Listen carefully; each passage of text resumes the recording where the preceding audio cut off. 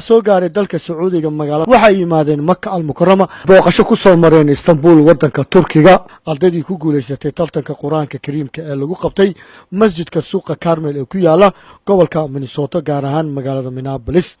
dhammaan 120 qof ayaa waxa lagu macsuumay inay tagaan cumro dalka Sacuudiga wax 120 qof ay isugu jira ardadii ku guuleysatay tartanka Quraanka ee North America waalidiintooda iyo macallimiintooda ayaa waxa la dejiyay saarta dheer ee saacad ka soo jeeda xaramkana wuxuu u jiraa in ka yar 2 daqiiqo iyagoo aad iyo aad u faraxsan ayay subax walba iyo xilli walba salaada waxay u dareeraan حرمك قتين واجباتك عمرضة أيا بوقشة وحال وجيي دينا تاريخيا إسلامك يجو مرك وجوه رسالة جيي halkii buurtii ay galeen nabi maxamed alayhi salaatu wasalaam iyo Abu Bakar as-Siddiq iyadoo taariikhda halkaas looga sheekeeyay sababahay u yimaadeen nabiga alayhi salaatu wasalaam xilligaas oo xilliga ay gaaladu nabiga ay cirsanay waa meeshii nabiga alayhi salaatu wasalaam iyo Abu Bakar markay hijroonayeen ee Madiina u socdeen ay ku gabadeen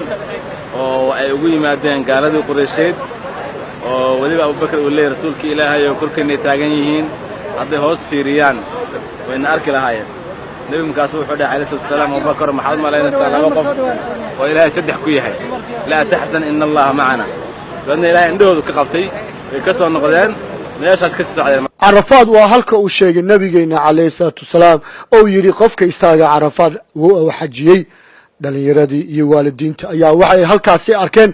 عرفات يجوا أنا كوا ولي جود بانا نركن عرفوا وقبلك عندنا ورقسن ورتانا وماشي نبي وفولي تبي الرحمة لو يقانا لكن نسير معنا فولنا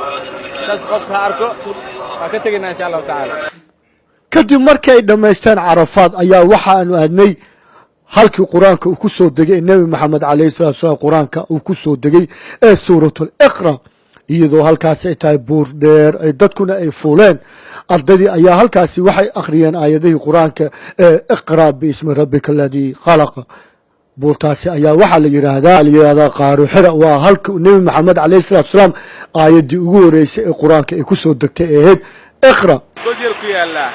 dadkaas dadka nabi geli jiray alayhi salaatu wasalaam qaaru xira la yiraahdaa ilaa dhowr habeen meesha ku jiray inta soo qaadan jiray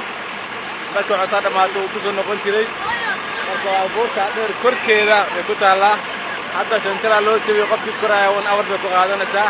soo digtaanka 20 minutes waay marka qaaru xira waa maqashay mamlaayeen badan Zakariya Universal TV Makka al-Mukarrama Saudi Arabia